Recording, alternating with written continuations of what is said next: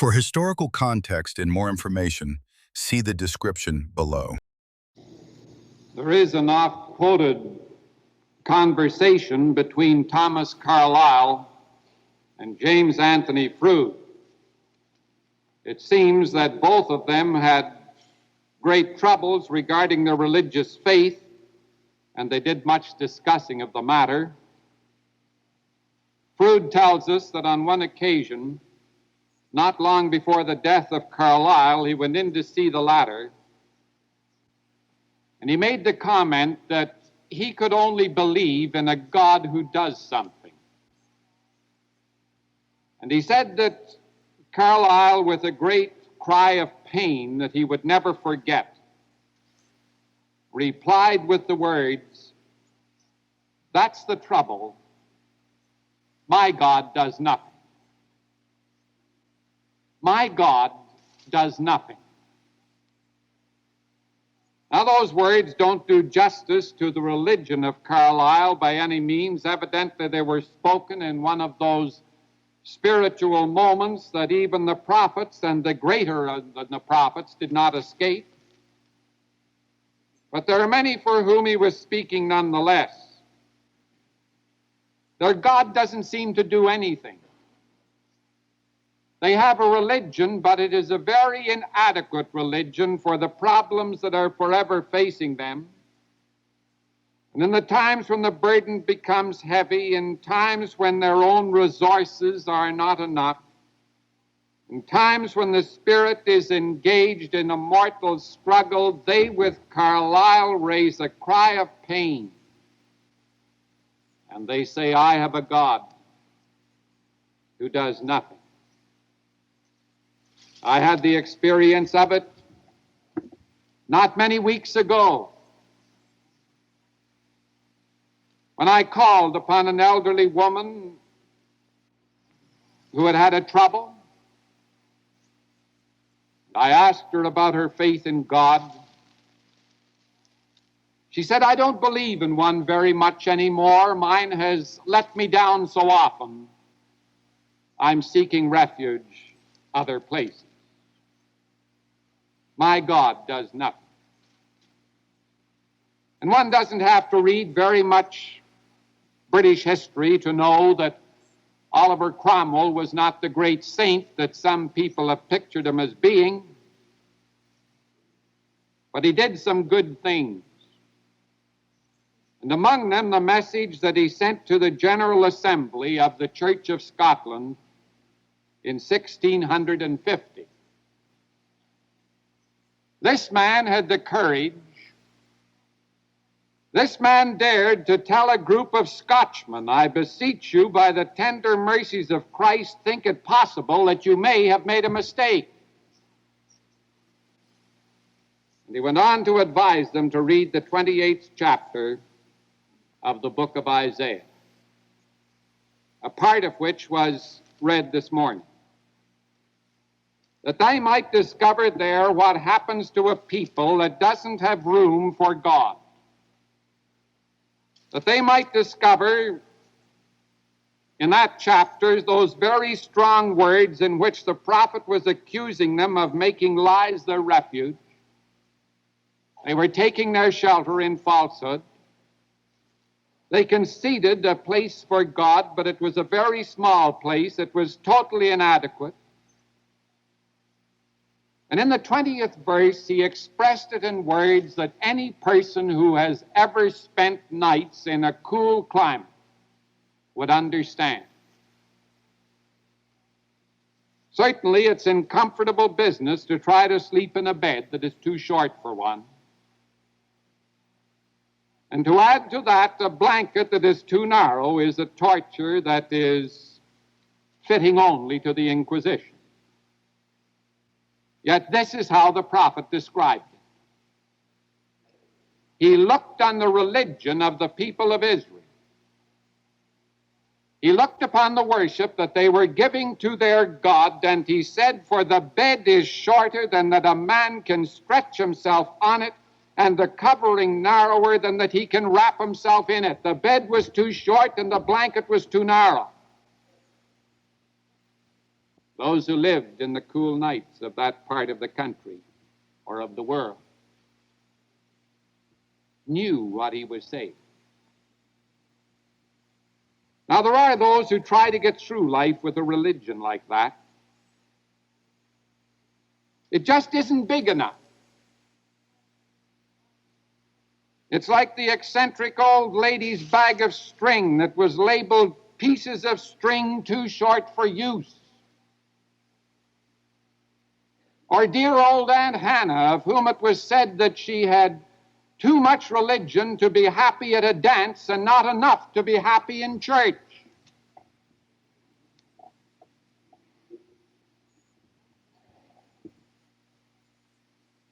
One, for instance, isn't going to get much out of religion if he looks upon it as just a set of rules.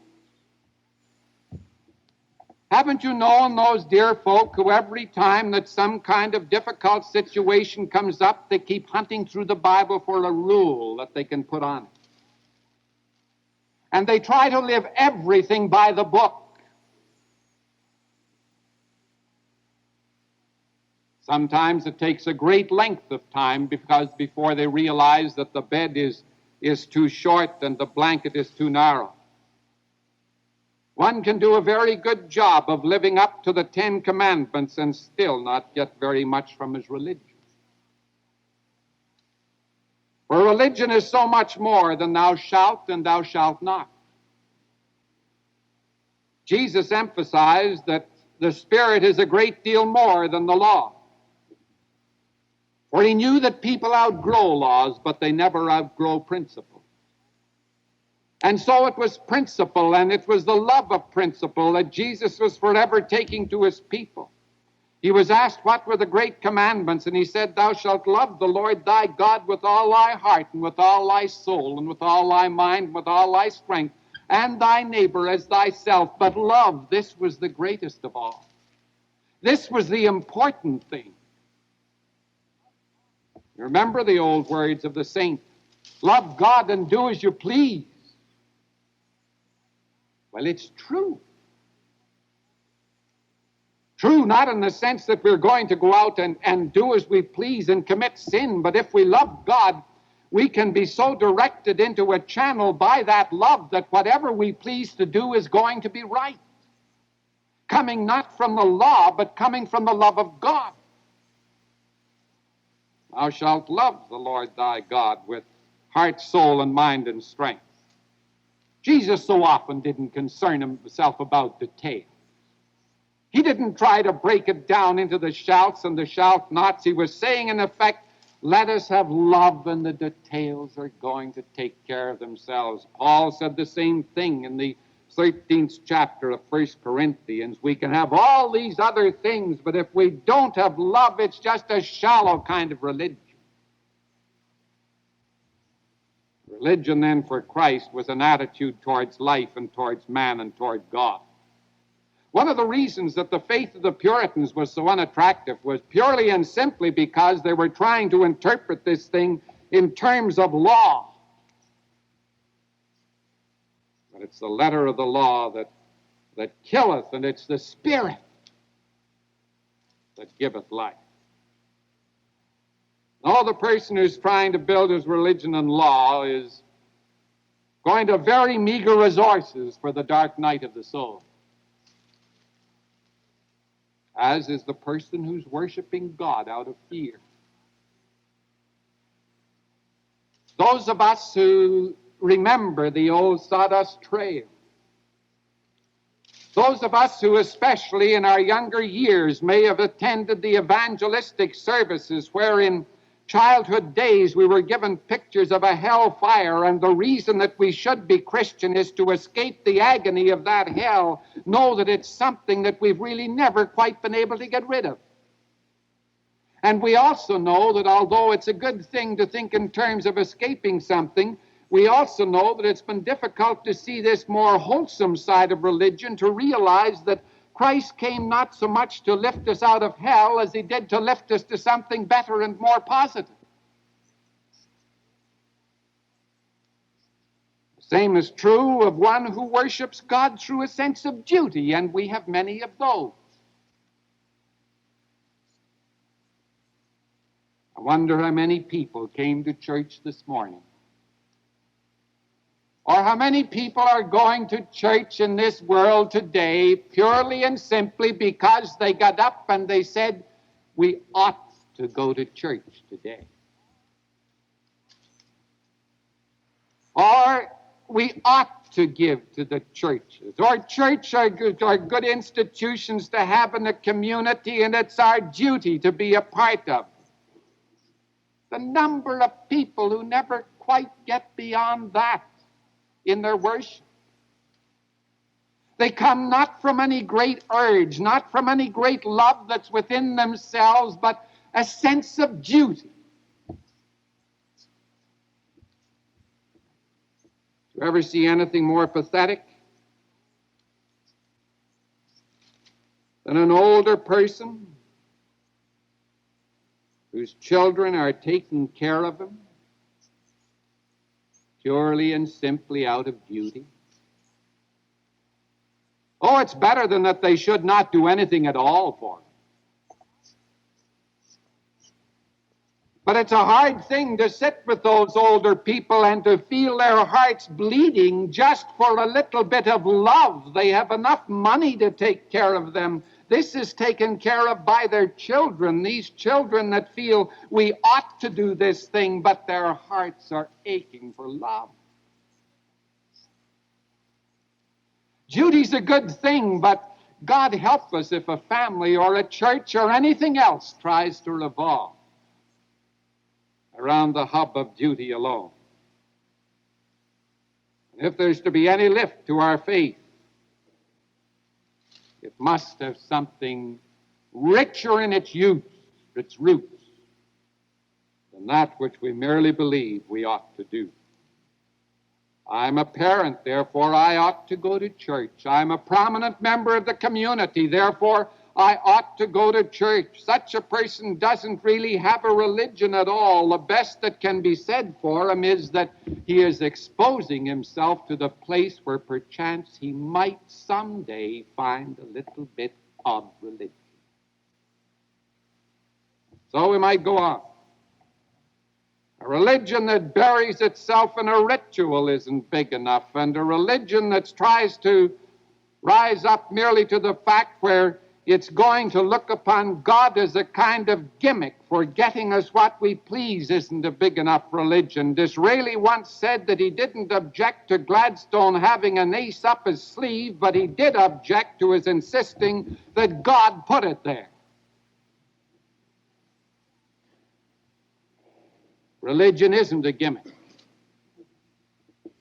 to be taken up to help us to gain friends and to influence people, and just to gain influence, period. If we turn to it as such, eventually it's going to become as ashes in our mouths. The bed will become too short, the blanket will be too narrow, sooner or later. Let us turn for just a few moments to the positive side, to a few of the characteristics that belong to a big religion. Of course, you can get a great deal of it if you just go home and turn over again to that 12th chapter of Romans. There's a great sermon there. Probably I'd be much better if I would merely say, read the 12th chapter of Romans and do as you please. But let us point to two or three things. In the first place, if we're going to have a big religion, we must have a big God. We must believe in a God whose heart is eternally kind, and the bigness of that heart is bigger than the measure of man's mind, whose attributes have nothing whatsoever to do with revenge and cruelty and the other trappings that belong to small beings. I read somewhere about a lecture that Henry Norris Russell gave on the Milky Way. He evidently had a great ability for describing the heavens. On this particular occasion, he had been discussing the distance of the stars and how long it takes for light to come to us. In the audience was an old lady who was quite a literalist in her religious belief, quite a fundamentalist. And after the lecture, she went up to him and she said, "Dr. Russell, in view of what you have told us tonight, can I still believe in God?" His answer was, "That altogether depends on how big a God you believe in." And of course, this is true. How big our religion is depends completely on how big a God we believe in. Have we believed in the kind of God that the good book talks about when it says, "How excellent is thy name in all the earth? Before the mountains were brought forth, or ever thou hadst formed the earth and the world, even from everlasting to everlasting, thou art God. God is our refuge and strength, the very present help in trouble. Therefore will not we fear." Do we believe in a big God like that? And do we believe that this God can really help us through our problems? Dr. Luckock used to tell about a lecture that he gave at one of our college chapels. And there was a question period afterwards, and evidently one of the young men had just been lying in wait for him, and he just couldn't wait for this opportunity to throw in a barb at Dr. Luckock. And he said, "Dr. Luckock, after listening to you this morning, I am more convinced than ever that religion is just a lot of moonshine." Dr. Luckock said, "Young man, I'm grateful for that word. Have you ever been down to Panama," he asked, "and watched a 22-foot tide come in? You know what causes it? Moonshine. The pull of another world. A resistless and an unseen force. That's what does it." Do we believe in a God who's sufficient for that? And a God who's big enough in his love never to let us get beyond the bounds of that love. You read in other sections of the book of Isaiah where it speaks of God as a shepherd of his people. And then you turn to the psalmist and you find, "The Lord is my shepherd, I shall not want. He leadeth me beside the still waters. He restoreth my soul." Great words, all of them, but Jesus went further. Jesus talked about a shepherd not only who is the shepherd of his sheep, but when one lonely sheep is lost, that shepherd will go out into the wilderness to seek him and to find him, and he'll keep seeking until he does find. He believes in a shepherd of love that takes the initiative. The love of God is so great that he must take the initiative. The problem Isaiah saw for his people rested on the fact that their God was too small. And the result is the bed is never long enough to lie on. The blanket never wide enough to cover one. All one has to do is look about himself a bit and see the greatness of God. For the signs are there. If one will but look, if one will but wait patiently. Then, too, a religion that's big enough must enable one to see a bit beyond himself. You see, the fact is that Christ didn't come among men to take a cross away from men. He came to place a cross right in the center of the heart of man. Let's not forget that as Christians. He came to place a cross right at the center of the heart of man, where he would find in it a symbol that was sacrificial, that whosoever would save his life might lose it, and whosoever loses his life for my sake will save it. It's the complete opposite of satisfied living.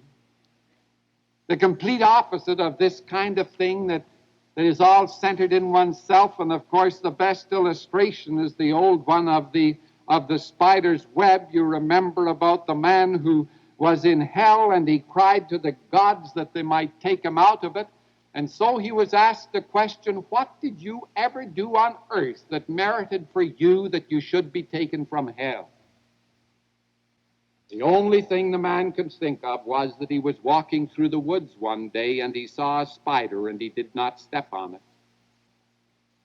And so a web was lowered into hell, and he took hold of it and he began to climb out. And when the others saw him going, they took hold of his feet because they too wanted to be lifted out. And he shook his feet and he told them to let go. And the web broke. And of course the moral is that it's strong enough to hold all people together, but it's not strong enough to hold the weight of one selfish soul. And therein is the power. Not strong enough to hold the weight of one selfish soul, of one person who has come to think in terms of himself as being more important. And the sacrifices and the need of those who are asking him to care. Those who want to feel his concern, who want to know the touch of his hand, who want to know the lift of his prayer.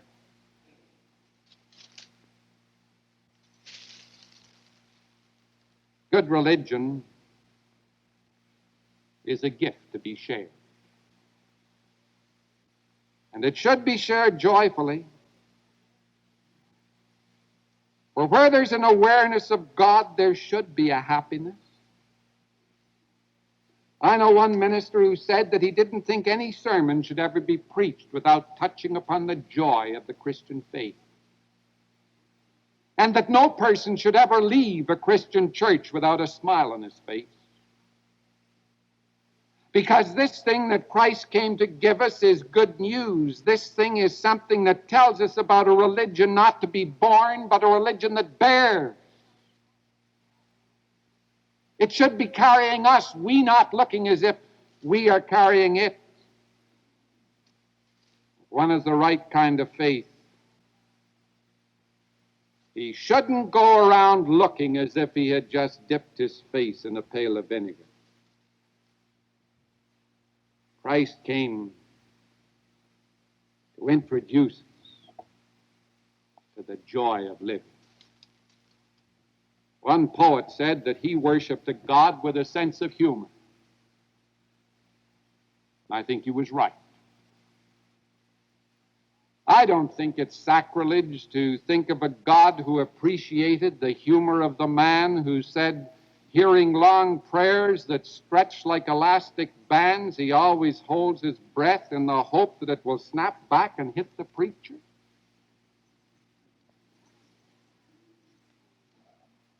I don't think it's sacrilege to get a chuckle out of the experience that Grenfell tells about when he dropped into a service of Dwight L. Moody's when a visitor was praying a very long prayer, and hearing Moody say, while the brother's finishing his prayer, the congregation will sing hymn number 86.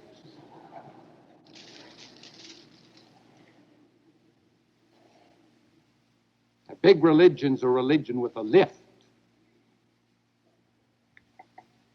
There's no room for the drab in it. Anything. Even in sorrow, it's bringing its note of cheer. This further word, these things of which we've been speaking are attributes of the Christian faith. They are a part of Christ, who is the center of our faith, and what he gave us is not confined to this life alone. A part of our faith is that he is the resurrection and the life. Whosoever believeth in him, though he die, yet shall he live, and whosoever liveth and believeth in him shall never die. What we do here has eternal significance. What we start here goes on. And yet we speak not of ourselves alone, but all who have faith that through him we someday go on to that which is eternal in the heavens. One's religion should speak to that, shouldn't it? We've such a short time here, and we need a religion that speaks not only to time, but to the promises of eternity, and reminds us that death is the door to God's greater beyond. If our religion's to be big enough, one must live in the hope of that. One must feel every day the tug of that. In the name of the Father, and of the Son, and the Holy Spirit. Amen. We presented a recording of this morning's worship service from the Shadyside Presbyterian Church, Amberson Avenue and Westminster Place in Pittsburgh. Ministers of the church are the Reverend Dr. Howard C. Scharfe, the Reverend Dr. James H. Blackwood, the Reverend Richard M. Cromie. Guest organist and choir director was Joseph L. Jenkins. And today's sermon by Dr. Scharfe was titled, A Religion That's Big Enough. Your comments on these services are invited. Addressed to Shadyside Presbyterian Church. And again next Sunday at 11:06, be listening for another rebroadcast of the regular worship service from the Shadyside Presbyterian Church in Pittsburgh.